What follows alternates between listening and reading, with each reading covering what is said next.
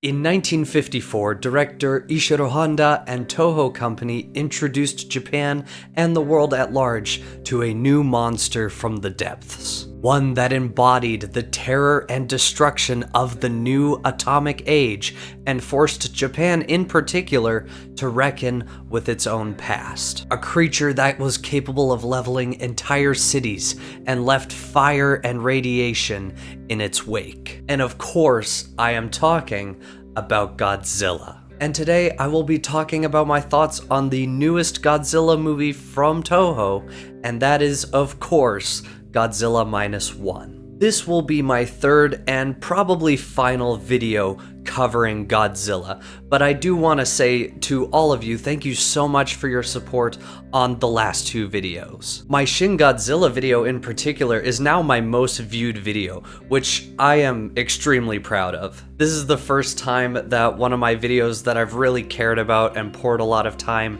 and effort into is my most popular video, which is amazing. So thank you all for that. And my Godzilla videos are also the videos that got me over 2,000 subscribers. So thank you to each and every one of you. And even though this is my final video on Godzilla, I hope that you will stick around with me for the journey of this channel. I've got so many videos in the works that I am very excited about, future stories that I would love to share with you all, and so I hope that you do stick around for those, because I'm very excited. And before we begin, I do have one more housekeeping thing pertaining to Godzilla. See, as many people in the comments section of my Godzilla tier list video were quick to point out, I did miss one version of Godzilla in my research, and that is Godzilla Singular Point. This is an anime centered around Godzilla from 2021 that in my 2 weeks of intense research did not pop up a single time, so I have no idea how that happened. In this anime, humanity is essentially launched into a kaiju apocalypse, as the world collectively becomes under attack by swarms of monsters, including kaiju that are very familiar to the Godzilla mythos at this point. And that premise is very interesting, but the story that they told was only okay. Even though Godzilla is one of the major threats later on in the series, he plays such a small role in the series as a whole. His design in the show was also extremely weird to me. I don't know why. I think it's the legs. The legs are entirely too big. And for those reasons and more, we're just gonna put Singular Point at C on my tier list. I could elaborate more, but that's not the point of this video. The point of this video is to talk about Godzilla Minus One. So let's get into that. Firstly, here are my initial spoiler-free thoughts. Firstly, as someone who has seen the 1954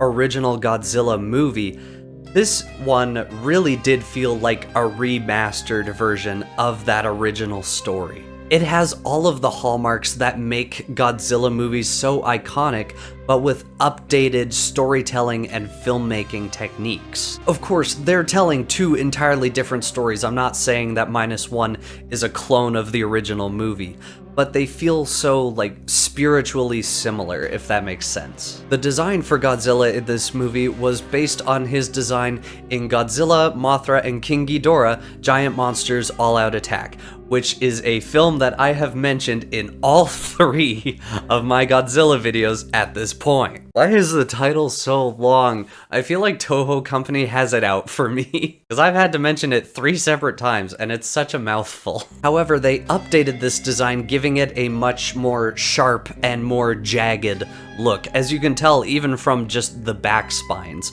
on this new version. And this Godzilla was, of course, entirely made with CGI. And in terms of Toho's Godzilla movies, this is the best CGI that we have seen of Godzilla from them. Hands down, it could easily be compared to the CGI from Legendary's Godzilla. I do really love Shin Godzilla, but there are certain scenes with Godzilla in that movie that look like an old PS2 game. This film was recently nominated at the Academy Awards for Best Visual Effects, and they really deserve that nomination, especially considering it was only a team of 34 digital artists that brought this Godzilla to life. 35 people, sorry, I don't know why I said 34. And they absolutely deserve that nomination. They should all feel incredibly proud of the work that they did.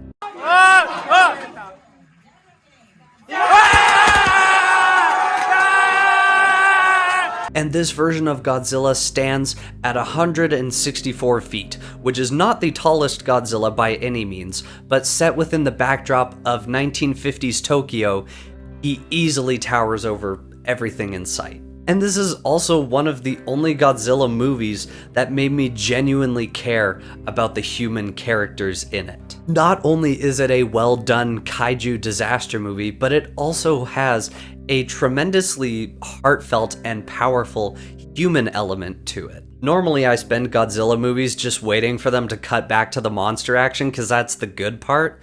But in this movie, I became so invested not only in the destruction, but also in the human characters. The comments section in my Godzilla videos was really keen that I see this movie for myself, and I can happily report that it was worth the hype. And those are my spoiler-free thoughts, but now we are going to get into the story itself. And so if you haven't watched this movie for yourself by this point, I would highly suggest clicking off of this video right now and go and watch it for yourself because it is amazing, and I would hate to spoil your experience watching it by just giving away everything first. In my analysis of Shin Godzilla, we went through the events of the entire movie, and that was so that at the end I could tie all of it in to my theories and my speculations on the nature of Shin Godzilla. But this video will be a little bit different from that. The story of Godzilla Minus One, while really well done, is quite literal, and so this will be more of a review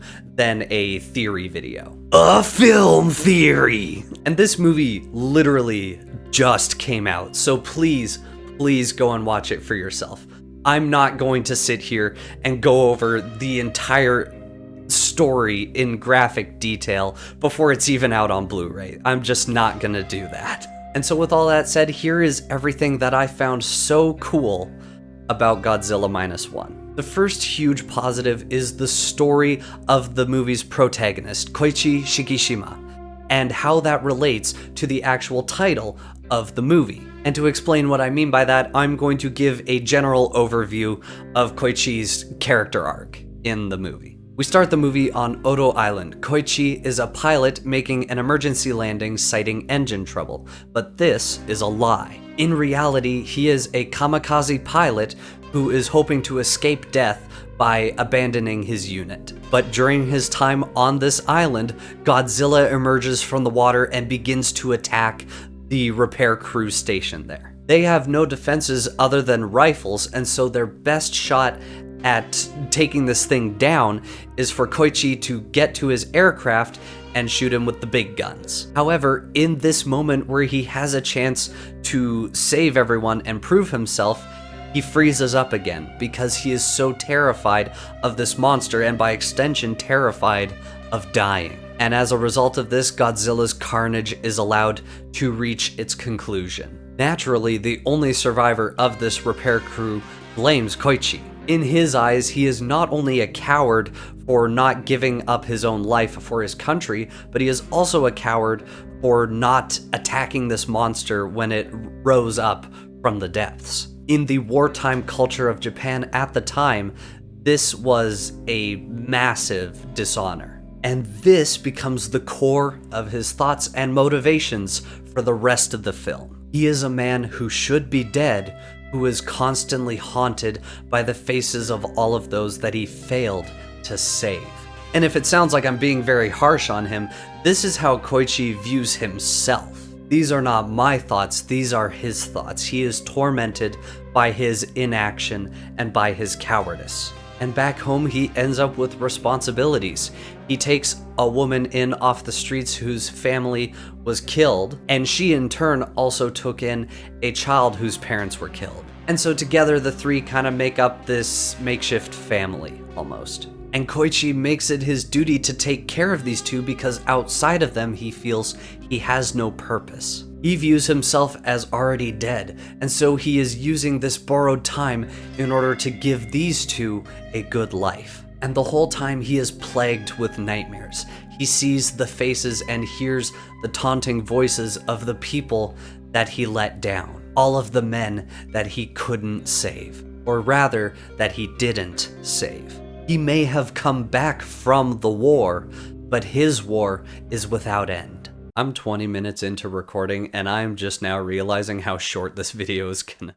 I'm not doing a comprehensive story review of a movie that's not out yet. That feels wrong. The title Godzilla Minus One is a reference to the state of Japan at the time. After World War II, they experienced a total loss. Most of Tokyo was destroyed either by the bombings or the resulting firestorm, and 2 atomic weapons were dropped on Hiroshima and Nagasaki. Not only was Japan forced to surrender, they were forced to totally and completely surrender. They were broken and crippled by relentless attacks, and only then were they allowed to surrender. And then in this movie, while the country is still trying to pick itself up from this devastation, they have to contend with Godzilla, a giant creature that comes from the water and brings only more fire and more death.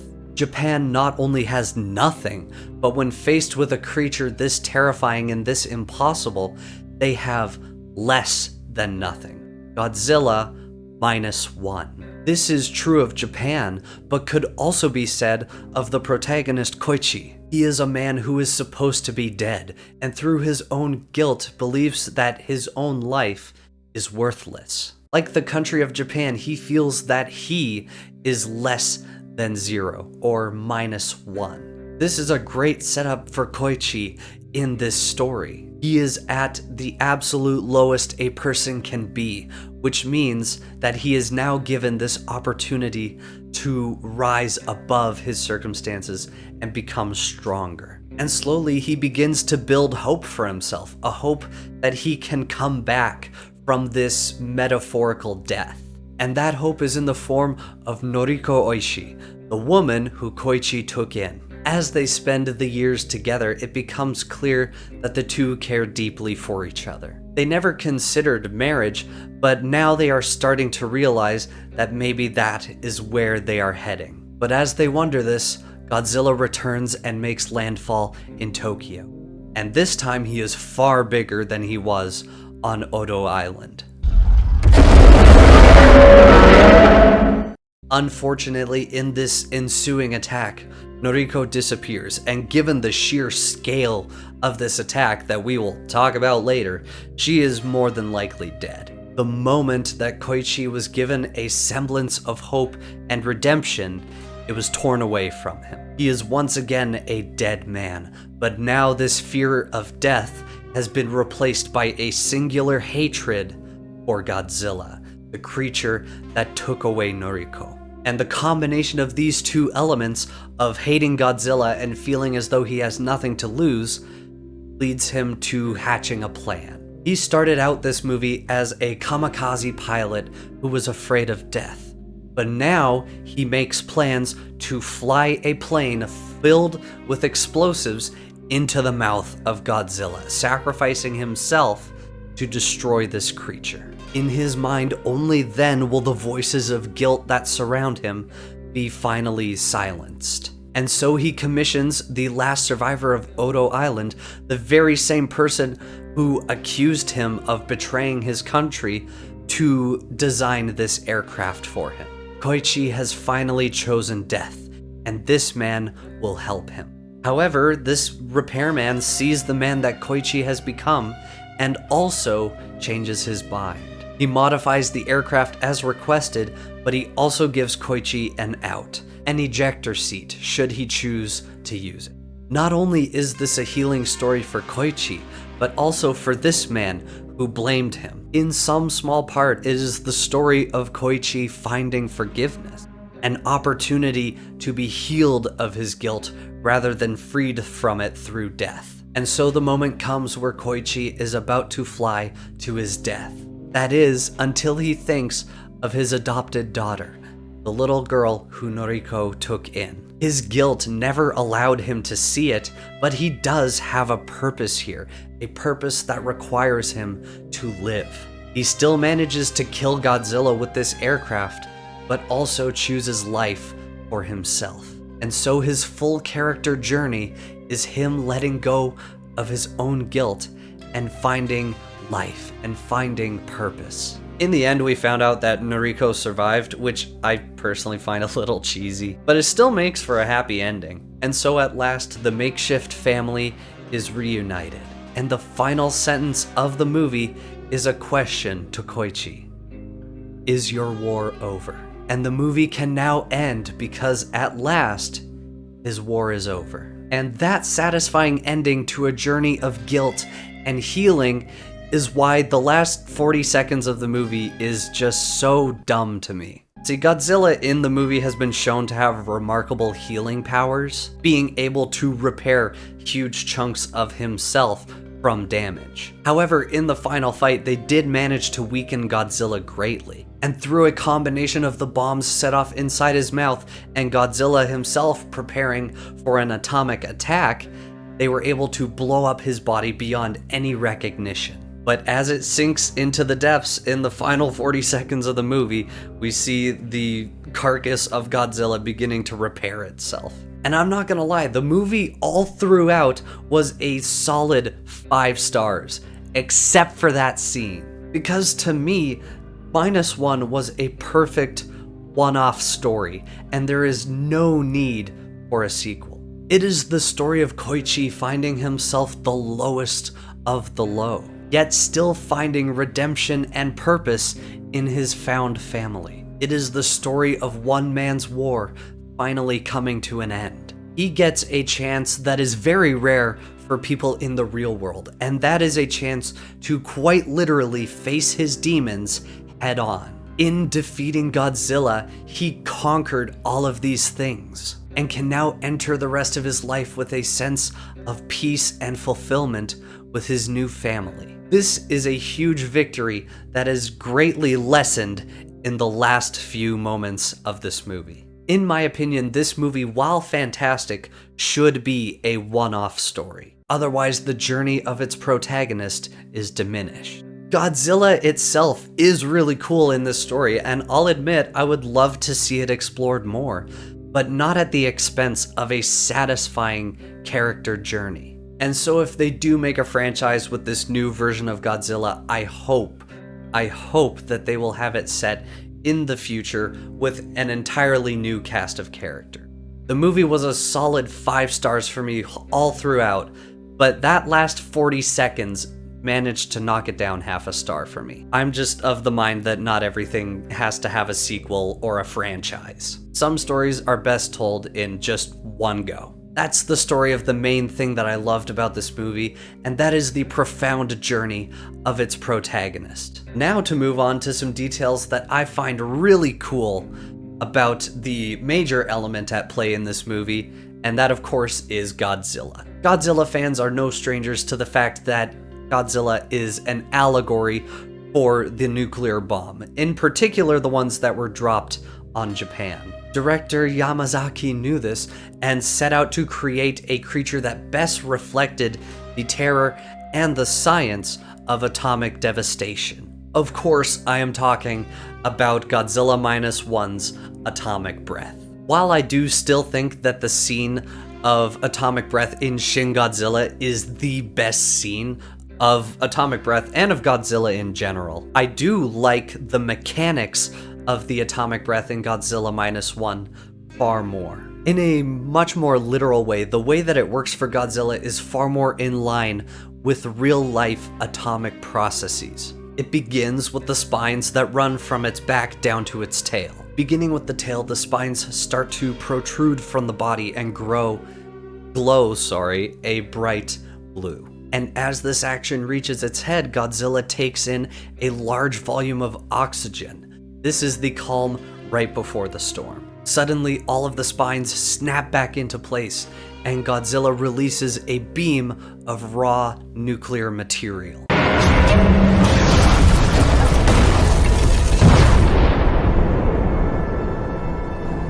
The result is a nuclear implosion. All of these materials collapse on themselves at Godzilla's intended target until criticality is achieved. The effect of this in the movie is a delayed nuclear explosion, which looks so cool. I saw that some fans ran the calculations on this, so I'm not sure how accurate this information is, but in one instance, the resulting explosion had a blast radius of 6 kilometers and a yield of roughly 17.3 megatons. This would make the explosion slightly larger than the one at Hiroshima. This is something that I really love about Godzilla in this movie, because in a quite literal way, Godzilla is a biological nuclear reactor. A lot of Godzilla movies say that, but not a lot of Godzilla movies show that. And this movie shows that. I'm gonna diagram this next portion to show you exactly what I mean, but Godzilla in this movie is a walking fission reactor, complete with all the components needed for a successful fission reactor. I'm gonna pause the recording to diagram. I hope you all can see this. This is a rough diagram of how nuclear fission works.